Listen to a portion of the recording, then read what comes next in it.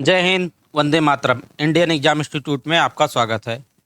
आज हम लोग पढ़ेंगे एनसीईआरटी क्लास 8 का चैप्टर 8 का पार्ट 3 पढ़ेंगे। राष्ट्रीय आंदोलन का संगठन 1870 के दशक से 1947 तक जो भी आंदोलन हुए हैं, इसमें हम लोग पढ़ेंगे। इसका पार्ट 1 और 2 हम लोग पढ़ चुके हैं, आज पार्ट 3 पढ़ेंगे। तो चलते हैं हम लोग पार्ट 3 की तरफ। जहाँ तक पढ़े थे 2, उसके आगे पार्ट 3 में पढ़ेंगे हम लोग। ये सारी चीज़ें पढ़ लिए थे, आगे हम लोग चलते हैं जहाँ से हम लोगों को पढ़ना है।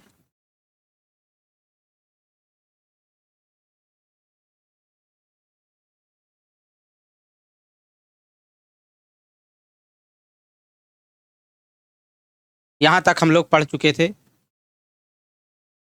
ये हम लोग पढ़ चुके थे कि भगत सिंह, सुखदेव और राजगुरु को 23 मार्च 1931 को फांसी पर चढ़ा दिया गया था। उस समय भगत सिंह की आयु 23 साल की थी। यहाँ तक हम लोग पढ़ लिए थे। आगे हम लोग पढ़ेंगे दांडी मार्च। पार्ट 3 में हम लोग पढ़ेंगे यहाँ पे दांडी मार्च से। गांधी जी का यहाँ पे चित्र भी दिखाया गया है कि सबने अवज्ञा आंदोलन के दौरान नमक आंदोलन, महात्मा गांधी प्राकृतिक नमक इकट्ठा करते हुए नमक कानून की अवहेलना कर रहे हैं। यह दांडी 6 अप्रैल 1930 का चित्र है।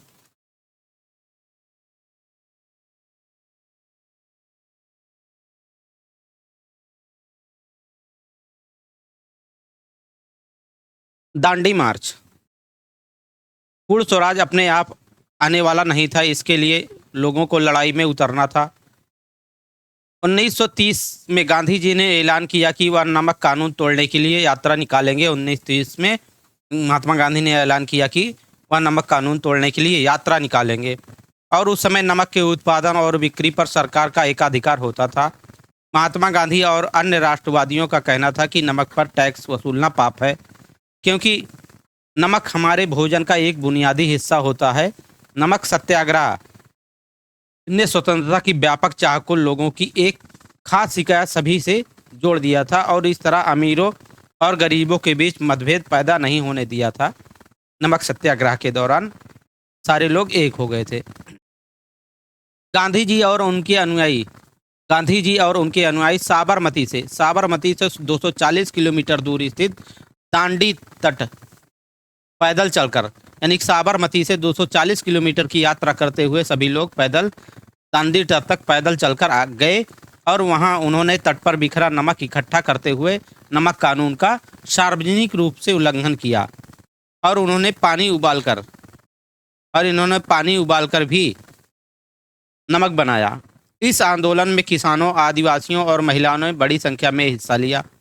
नमक के मुद्दे पर एक व्यावसायिक संघ ने पर्चा प्रकाशित किया। सरकार ने शांतिपूर्ण सत्याग्रहियों के निर्मम दमन के जरिए आंदोलन को कुचलने का प्रयास किया। हजारों आंदोलनकारियों को जेल में डाल दिया गया। नमक का कानून तोड़ने के लिए सरकार ने निर्मम तरीके से आंदोलन को कुचलने का प्रयास किया और हजारों आंदोलनकारियों के जेल में डाल दिया गया। भारतीय जनता के साझा संघर्षों के चलते आखिरकार 1935 के गवर्नमेंट ऑफ इंडिया एक्ट में प्रांतीय स्वायत्तता का प्रावधान किया गया। प्रांतीय स्वायत्तता का प्रावधान कब किया गया, ये बहुत ही इंपॉर्टेंट है। तो 1935 में गवर्नमेंट ऑफ इंडिया एक्ट में 1935 में एक एक्ट आया था जिसका नाम था गवर्नमेंट ऑफ इंडिया एक्ट में प्रांतीय स्वायत्तता का प्रावधान किया गया। सरकार ने ऐलान किया कि 1937 में प्रांतीय विधायकों के लिए चुनाव कराए जाएंगे और इसके जरिए सरकार ने ऐलान किया कि 1937 में प्रांतीय विधायिकाओं के लिए चुनाव कराए जाएंगे और इन चुनाव के परिणाम आने पर इनका 1937 में चुनाव हुआ और इनका 1937 में जब चुनाव का परिणाम आया तो 11 में से 7 प्रांतों में कांग्रेस की सरकार बनी। प्रांतीय स्तर पर 2 साल के कांग्रेसी शासन के बाद सितंबर 1939 में दूसरा विश्व युद्ध छिड़ गया।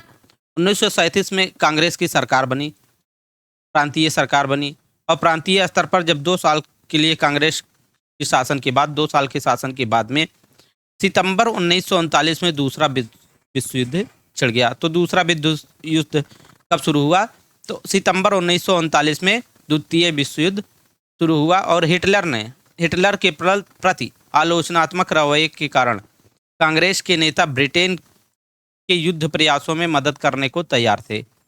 और हिटलर के प्रति जो आलोचनात्मक रवैया था, इसके कारण कांग्रेस के नेता ब्रिटेन के युद्ध प्रयासों में मदद करने को तैयार थे और इसके बदले वह चाहते थे कांग्रेस इसके बदले वह चाहती थी कि युद्ध के बाद भारत को स्वतंत्र कर दिया जाए।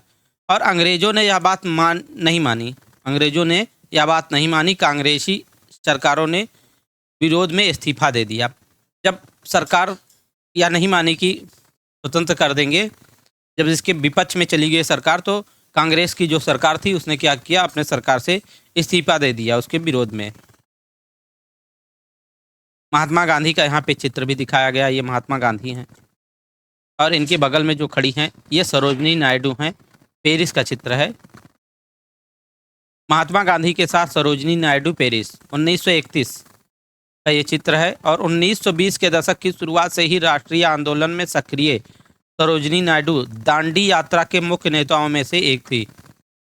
भारतीय राष्ट्रीय कांग्रेस के अध्यक्ष पद पर पहुंचने वाली पहली महिला 1925 में पहली महिला सरोजनी नायडू हैं, जो भारतीय राष्ट्रीय कांग्रेस की अध्यक्ष रही हैं।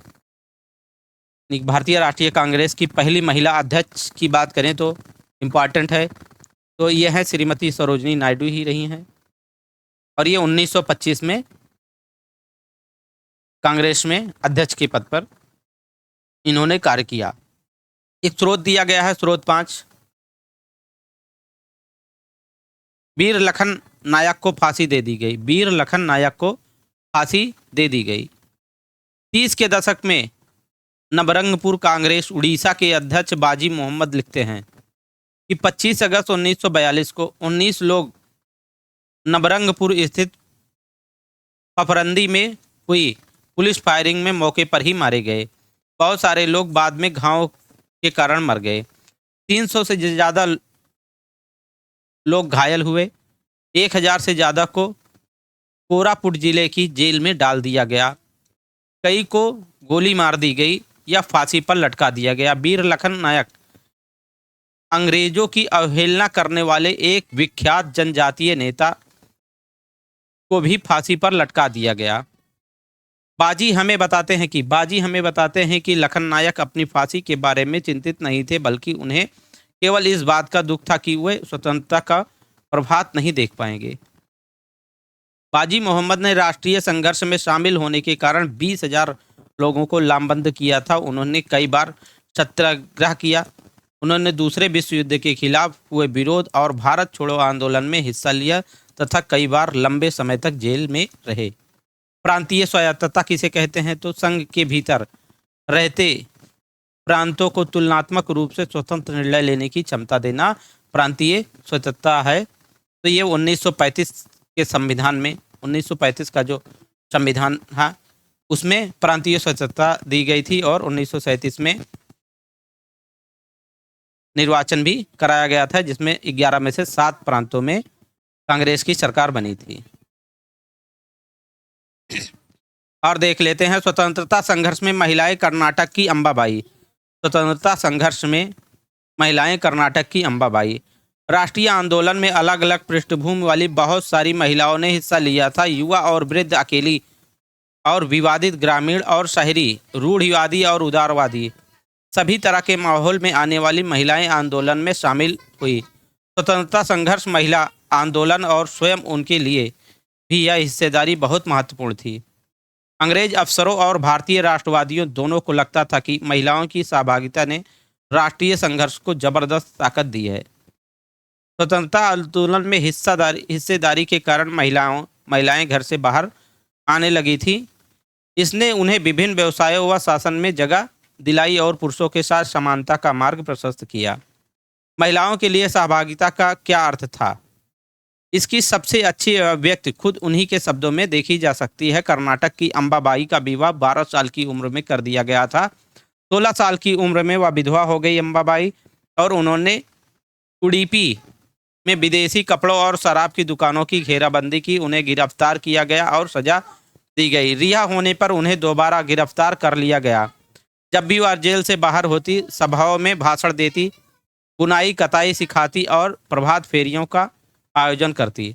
अंबाबाई उन्हें अपने जीवन के सबसे सुखद क्षण मानती थी, क्योंकि ऐसे क्षणों में उन्हें एक नया मकसद और प्रतिबद्धता दिखाई देती थी। आंदोलन में हिस्सेदारी के अपने अधिकार को मनवाने के लिए महिलाओं को काफ़ी जद्दोजहद करनी पड़ती थी। उदाहरण के लिए नमक सत्याग्रह के दौरान शुरुआत में खुद महात्मा गांधी भी महिलाओं की हिस्सेदारी के समर्थन में नहीं थे। आखिरकार सरोजिनी नायडू ने उन्हें इस बात के लिए तैयार किया कि वे महिलाओं को भी आंदोलन में शामिल होने दें।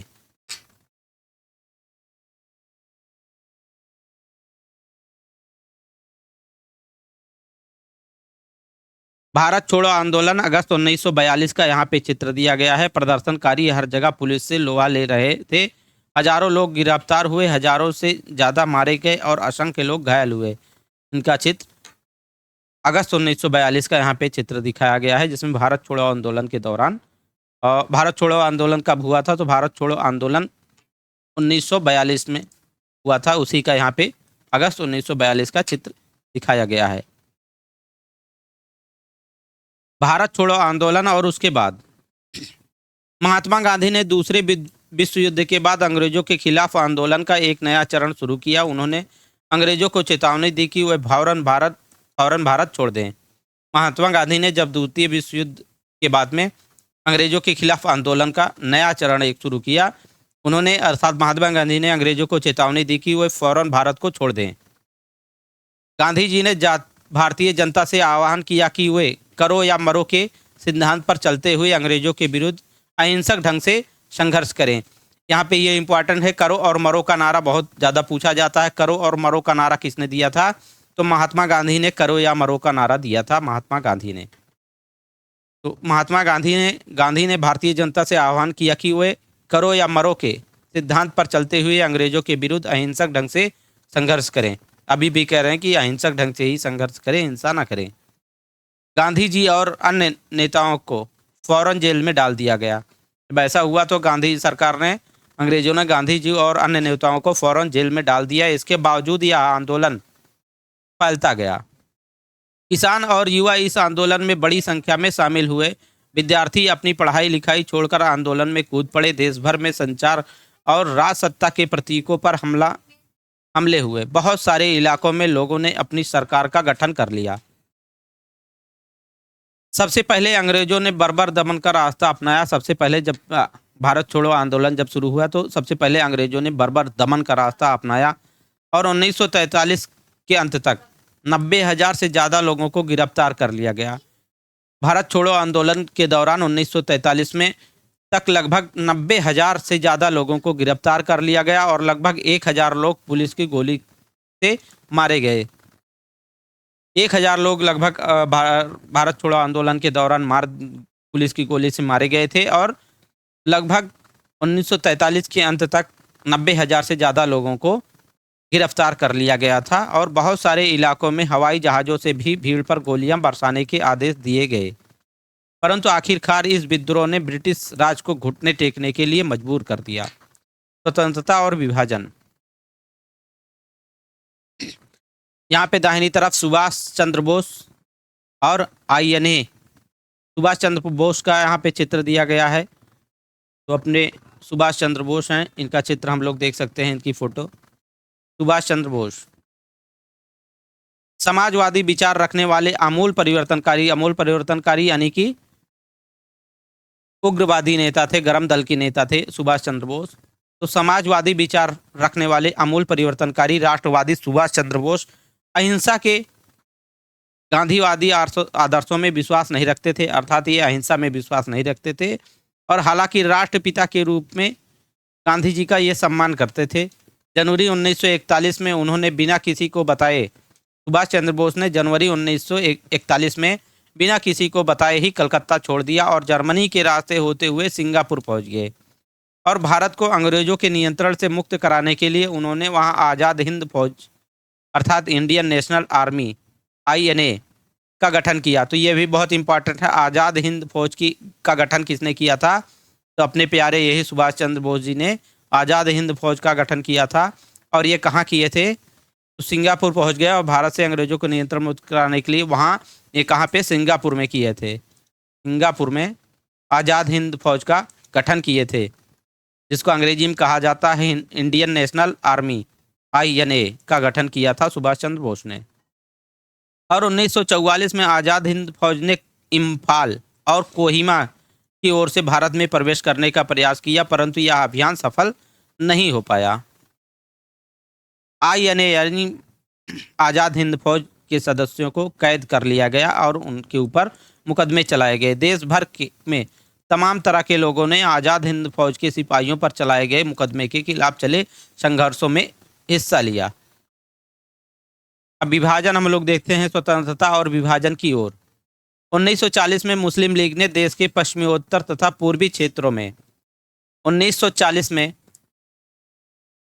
मुस्लिम लीग का गठन कब हुआ था? तो 1906 ईस्वी में मुस्लिम लीग का गठन हुआ था ढाका में।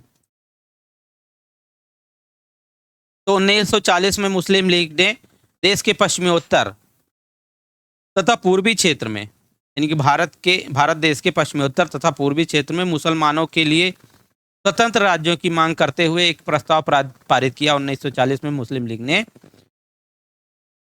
भारत के पश्चिमोत्तर तथा पूर्वी क्षेत्रों में मुसलमानों के लिए स्वतंत्र राज्यों की मांग करते हुए कि स्वतंत्र राज्य हमको चाहिए, ऐसी मांग करते हुए एक प्रस्ताव पारित किया। और इस प्रस्ताव में विभाजन या पाकिस्तान का जिक्र नहीं था। 1940 के मुस्लिम लीग में विभाजन या पाकिस्तान का जिक्र नहीं था। इन्होंने सिर्फ स्वतंत्र राज्य की मांग किया था मुसलमानों के लिए।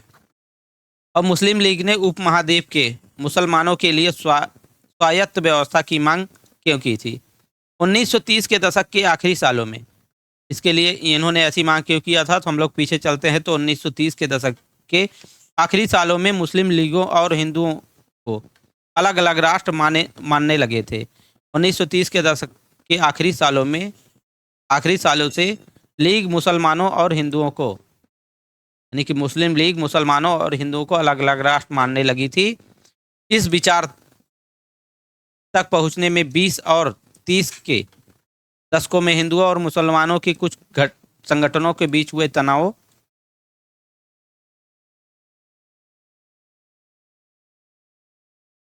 का भी हाथ रहा होगा। 1937 के प्रांतीय चुनाव संभवतः इससे भी ज़्यादा बड़ा कारण रहे। इस चुनाव में अर्थात 1937 के चुनाव में मुस्लिम लीग को इस बात पर का यकीन दिला दिया था। मुस्लिम लीग को 1937 के प्रांतीय चुनाव में मुस्लिम लीग को इस बात का यकीन दिला दिया था कि यहाँ मुसलमान अल्पसंख्यक हैं और किसी भी लोकतांत्रिक संरचना में उन्हें हमेशा गौण भूमिका निभानी पड़ेगी। लीग को अर्थात मुस्लिम लीग को यह भी भय था कि संभव है कि मुसलमानों को प्रतिनिधित्व ही ना मिल पाए। 1937 में मुस्लिम लीग संयुक्त प्रांत में कांग्रेस के साथ मिलकर सरकार बनाना चाहती थी। 1937 में मुस्लिम लीग संयुक्त प्रांत में कांग्रेस के साथ मिलकर सरकार बनाना चाहती थी, परंतु कांग्रेस ने इस प्रस्ताव को स्वीकार नहीं किया, जिससे फासला और बढ़ गया।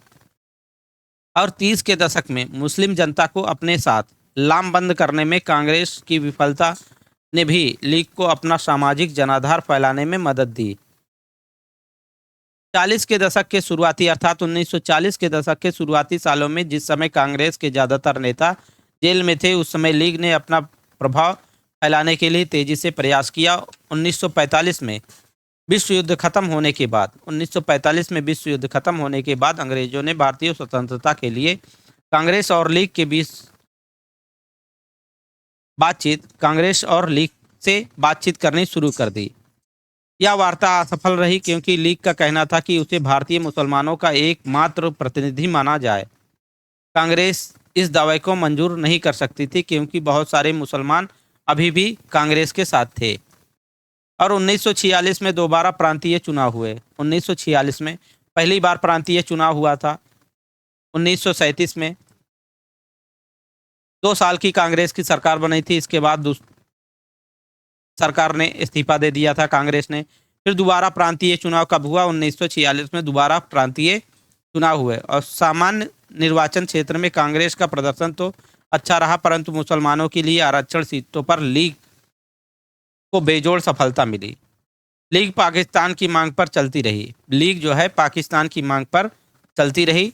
मार्च 1946 में ब्रिटिश सरकार ने इस मांग का अध्ययन करने और स्वतंत्र भारत के लिए एक सही राजनीतिक बंदोबस्त सुझाने के लिए 3 सदस्यीय परिसंघ भारत भेजा था।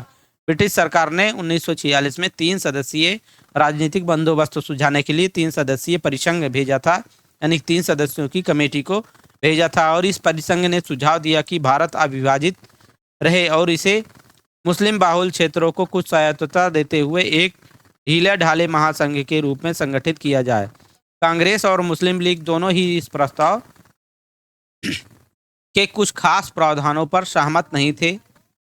3 सदस्यीय कमेटी ने जो प्रस्ताव दिया था, कांग्रेस और मुस्लिम लीग दोनों ही इसके कुछ खास प्रस्तावों पर सहमत नहीं थे। अब देश का विभाजन अवश्यंभावी था, यानी कि अवश्य हो गया था।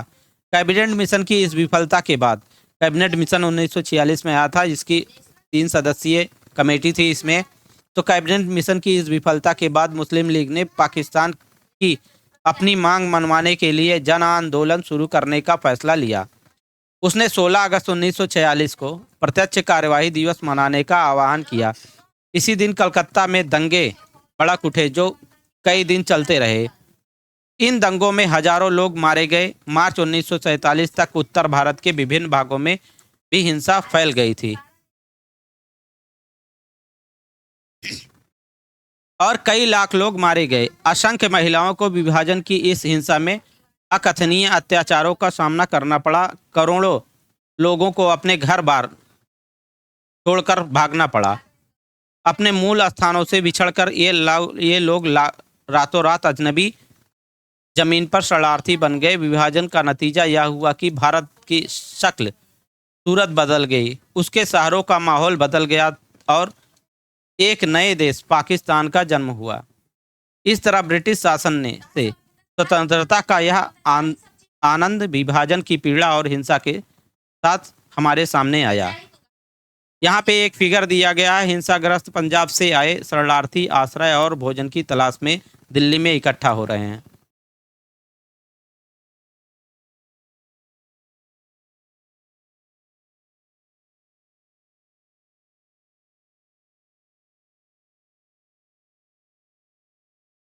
कुछ यहाँ पे और भी दिया गया है कि मौलाना आज़ाद तथा कांग्रेस कार्यकारी समिति के अन्य सदस्य सेवाग्राम 1942 में यहाँ इकट्ठे हैं। इसमें मौलाना आज़ाद का जन्म मक्का में हुआ था। मौलाना आज़ाद का जन्म मक्का में हुआ था। उनके पिता बंगाली और माँ अरब मूल की थी। बहुत सारी भाषाओं के जानकार आज़ाद इस्लाम के विद्वान और वहादते दीन यानी सभी धर्मों की बुनियादी एकता के हिमायती थे। गांधीवादी आंदोलन में हमेशा सक्रिय रहने वाले और हिंदू मुसलमान एकता के पक्के हिमायती थे। उन्होंने जिन्ना के 2 राष्ट्र सिद्धांत का विरोध किया। इन्होंने मौलाना आज़ाद ने जिन्ना के 2 राष्ट्र सिद्धांत का जमकर विरोध किया था। और इस तरफ दिया गया है गांधी जी और जिन्ना वार्ता से पहले गांधी जिन्ना वार्ता से पहले गांधी जी के साथ वार्ता करते चक्रवर्ती राजगोपालाचारी 1944 का चित्र है। ये यहाँ पे चक्रवर्ती राजगोपालाचारी हैं और यहाँ पे अपने प्यारे महात्मा गांधी बापू जी हैं। वयोवृद्ध और ये बैठक जो हो रही है गांधी जिन्ना वार्ता यानी गांधी जी की जिन्ना वार्ता से पहले का चित्र यहाँ पे दिया गया 1944 का। वयोवृद्ध राष्ट्रवादी और दक्षिण में नमक सत्याग्रह के नेता सी राजगोपालाचारी 1946 में बनी अंतरिम सरकार के सदस्य थे और स्वतंत्र भारत के पहले भारतीय गवर्नर जनरल रहे। उन्हें लोग राजा जी के नाम से भी जानते हैं। सी राजगोपालाचारी अपने स्वतंत्र भारत के पहले गवर्नर जनरल रहे हैं। तो ये इम्पॉर्टेंट है, बहुत बार पूछा जाता है कि स्वतंत्र भारत के पहले भारतीय गवर्नर जनरल कौन है। तो यहाँ पे यही हैं, सी राजगोपालाचारी स्वतंत्र भारत के पहले गवर्नर जनरल थे। जो अंतरिम सरकार बनी थी उसके सदस्य थे 1946 में। और स्वतंत्र भारत के पहले भारतीय गवर्नर जनरल कौन थे? तो यही हैं अपने सी राजगोपालाचारी। और इधर सरदार वल्लभ भाई पटेल का चित्र ये दिया गया है बाएं तरफ। सरदार वल्लभ भाई पटेल ने 1945 से 1947 के दौरान आज़ादी के लिए चली वार्ताओं में एक अहम भूमिका अदा की। पटेल नादियाडू गुजरात के एक गरीब किसान व्यवसायी परिवार से थे। 1918 के बाद स्वतंत्रता आंदोलन की अगली कतार में 1918 के बाद स्वतंत्रता आंदोलन की अगली कतार में रहने वाले पटेल सरदार वल्लभ भाई पटेल 1931 में कांग्रेस के अध्यक्ष भी रहे। 1931 में सरदार वल्लभ भाई पटेल कांग्रेस के अध्यक्ष भी रहे और 1925 में हम लोग देख चुके हैं कौन थे। तो पहली महिला सरोजनी नायडू थी। ये भारतीय राष्ट्रीय कांग्रेस की प्रथम महिला अध्यक्ष हैं, प्रथम महिला अध्यक्ष थी। और यहाँ पे महात्मा गांधी के साथ मोहम्मद अली जिन्ना, सितंबर 1944 का चित्र है। ये महात्मा गांधी हैं और ये हैं मोहम्मद अली जिन्ना। 1920 तक हिंदू मुसलमान एकता के समर्थन में सक्रिय रहे जिन्ना। 1920 तक तो हिंदू मुस्लिम एकता के समर्थन में सक्रिय रूप से थे। जिन्ना ने लखनऊ समझौता करवाने में एक अहम भूमिका अदा की थी। 1934 के बाद उन्होंने मुस्लिम लीग की पुनर्जीवित किया। 1934 के बाद इन्होंने मुस्लिम लीग को पुनर्जीवित किया और अंत में वे पाकिस्तान की स्थापना के सबसे मुख्य प्रवक्ताओं की कतार में जा पहुंचे।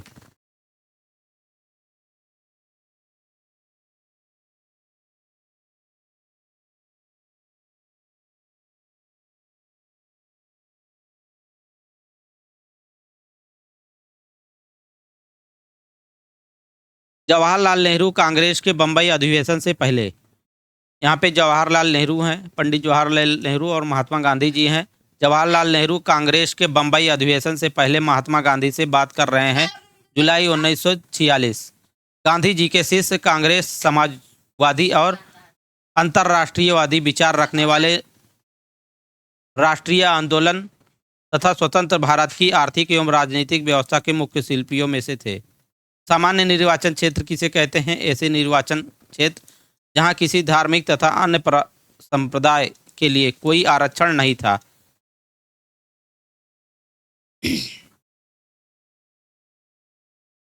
खान अब्दुल गफ्फार खान, खान अब्दुल गफ्फार खान है यहाँ पे।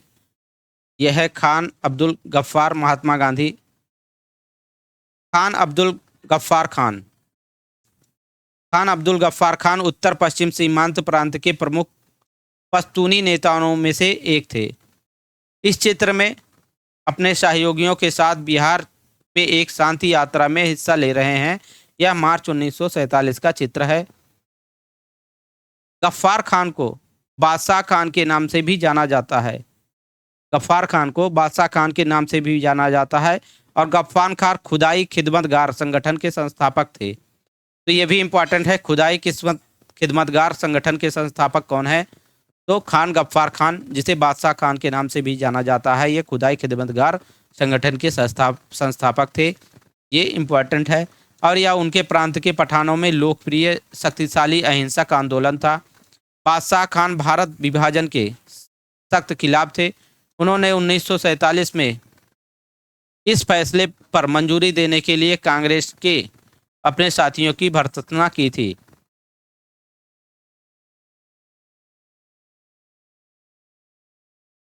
इसी के साथ साथियों यह चैप्टर यहीं समाप्त होता है।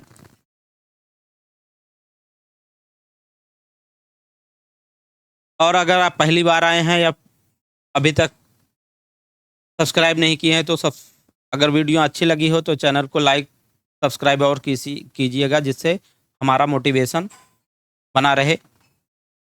और इसके बाद ये चैप्टर यहीं क्लास 8 तक समाप्त होने के बाद अब कल से अगला वीडियो जो आएगा ये रहेगा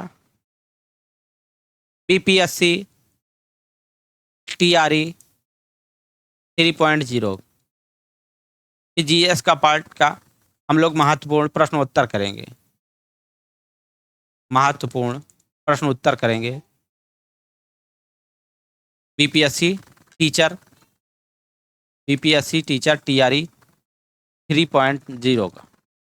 तो साथियों मिलते हैं नेक्स्ट वीडियो में, तब तक के लिए जय हिंद, वंदे मातरम, नमस्कार, टेक केयर।